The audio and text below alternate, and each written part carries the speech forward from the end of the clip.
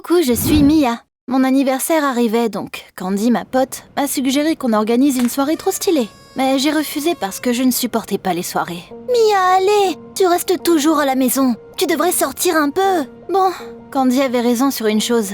J'aimais bien rester tranquille chez moi, donc elle n'a pas réussi à me convaincre. Le lendemain, je marchais dans la rue, quand j'ai vu une affiche d'une fille disparue sur un poteau. J'ai regardé de plus près, et j'ai compris que c'était une photo de moi. Je me suis figée et j'ai regardé l'affiche pendant quelques secondes. Impossible.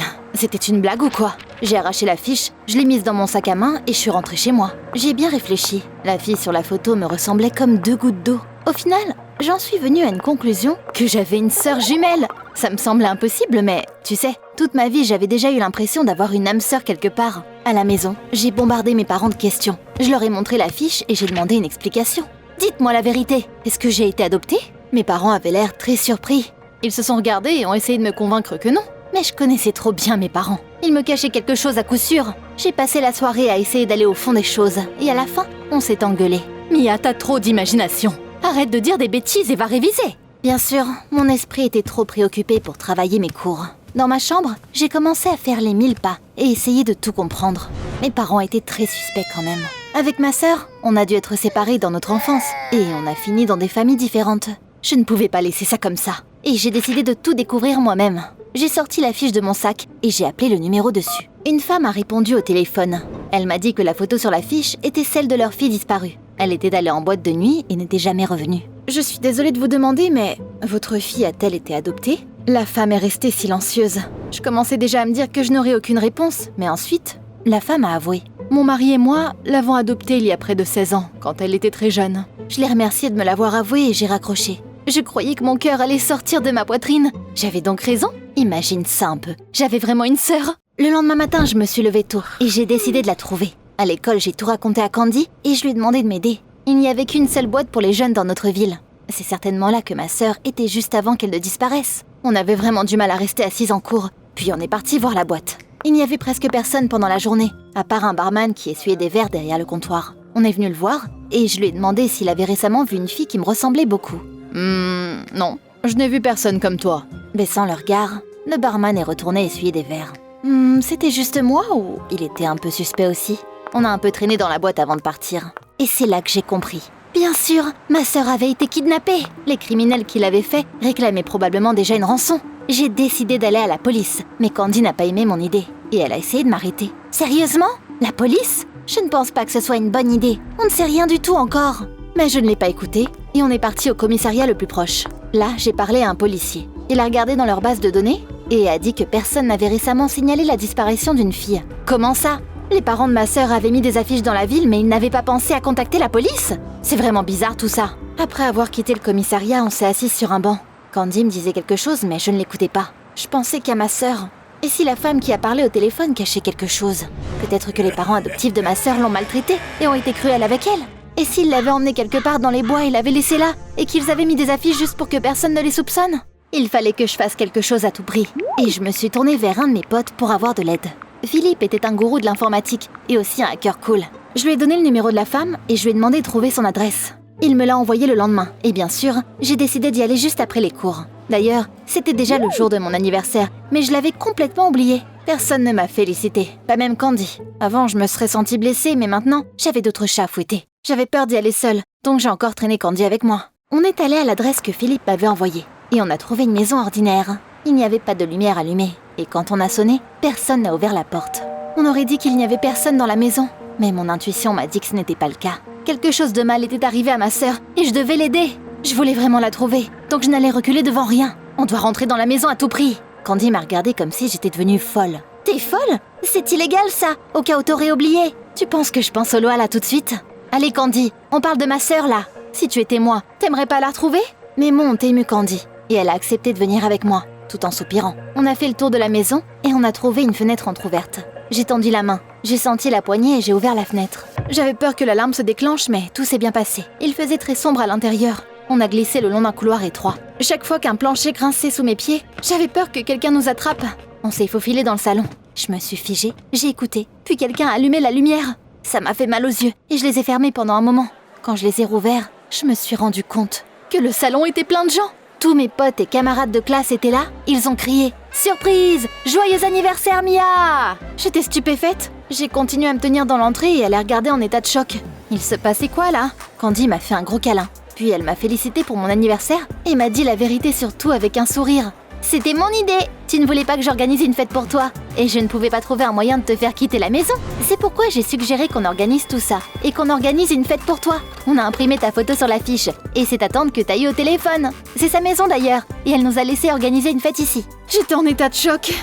Donc tout ça, ce n'était qu'une grosse blague? Je n'avais pas de sœur? Tout le monde avait fait tant d'efforts pour me faire une surprise. Alors j'ai forcé un sourire et je les ai remerciés. Candy a tout de suite mis de la musique forte et la fête a commencé. Enfin, plus précisément, tout le monde a commencé à fêter, sauf moi. Au lieu de me réjouir, je voulais pleurer. J'avais vraiment cru que j'avais une sœur jumelle, que j'allais trouver mon âme sœur.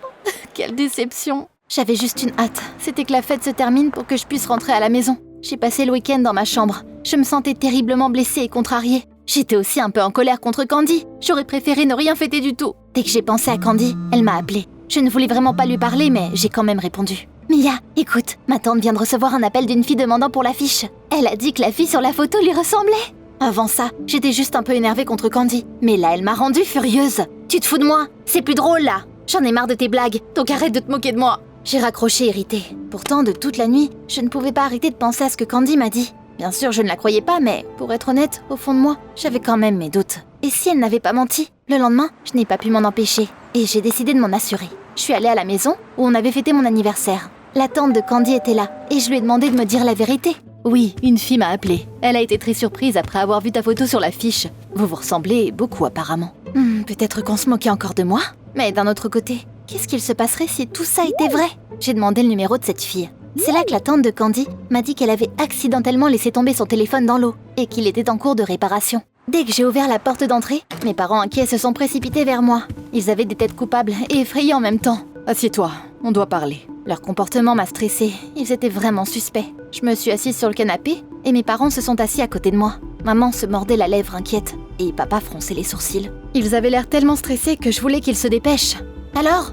On est désolé, mais on t'a menti. Tu nous as posé une question récemment et on ne t'a pas dit la vérité. Tu es adoptée en effet. On t'a accueillie quand t'étais très jeune et ta sœur jumelle est restée à l'orphelinat. J'étais choquée. Je ne savais pas quoi dire. Je ne savais même pas si je devais être heureuse ou en colère contre mes parents, vu qu'ils m'avaient caché la vérité pendant aussi longtemps. On a décidé de te dire la vérité maintenant. Vu que ta sœur est venue ici il y a 1 heure, elle t'a laissé ce mot. Maman m'a tendu un bout de papier plié. Je l'ai pris en serrant la main. La note disait que ma sœur m'attendait dans un café à 3 heures. Elle avait écrit son nom en bas, Agatha. J'ai collé la note contre ma poitrine. Agatha. C'était donc ça son nom? J'avais raison après tout. J'avais une sœur. J'ai regardé ma montre. Et j'ai commencé à stresser. Il était déjà 3h moins le quart. Je suis sortie de la maison. Je savais que je n'arriverais pas assez vite à pied, donc j'ai dû prendre un taxi. J'étais vraiment stressée quand je me suis assise dans la voiture. Je voulais vraiment arriver à temps, mais le taxi a soudainement ralenti avant de s'arrêter complètement. Il y avait un énorme embouteillage devant nous, et je me suis rendu compte qu'on ne bougerait pas avant longtemps. J'ai payé le chauffeur de taxi. Je suis sortie de la voiture et j'ai couru. J'ai regardé l'heure sur mon téléphone, quand mon talon s'est pris dans une grille d'égout.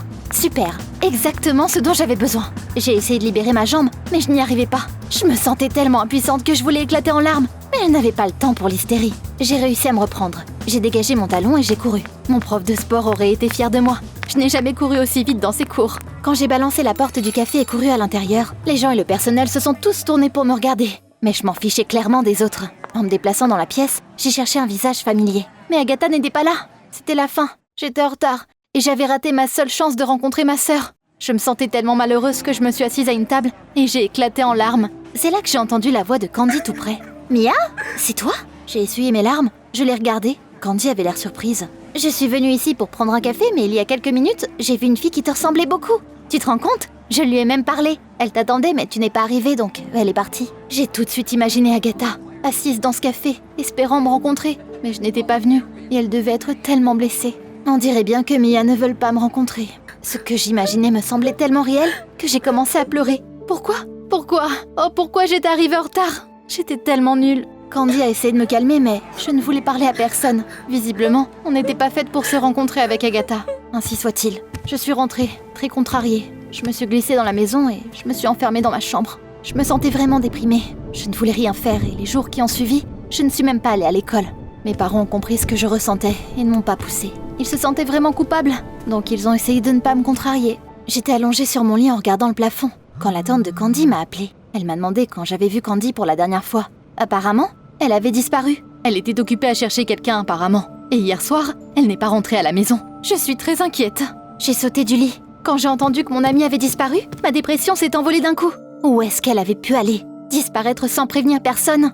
C'était pas du tout son genre. Terrifiée, je suis allée voir sa tante pour savoir ce qui s'était passé. Il faisait déjà sombre, les lumières de la maison étaient éteintes, et j'avais un sentiment de déjà-vu. Mais cette fois, la porte n'était pas verrouillée, et je suis facilement entrée à l'intérieur. J'ai marché dans le même couloir qu'au début, je suis entrée dans le salon, quand quelqu'un a rallumé la lumière. La personne que j'ai vue était Candy. Elle se tenait juste en face de moi, et tous mes amis étaient là aussi.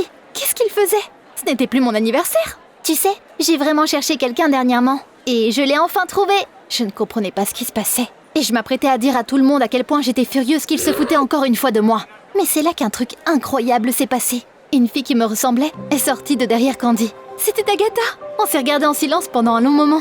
Et puis on a éclaté en larmes et on s'est serrés dans nos bras. Mes amis ont commencé à nous applaudir. C'était certainement le moment le plus heureux de ma vie. La fête en l'honneur de la réunion de 2 sœurs fut un grand succès. On a dansé et on s'est amusé jusqu'au petit matin. On avait tellement de choses à rattraper avec Agatha. J'étais vraiment reconnaissante envers Candy pour l'avoir trouvée.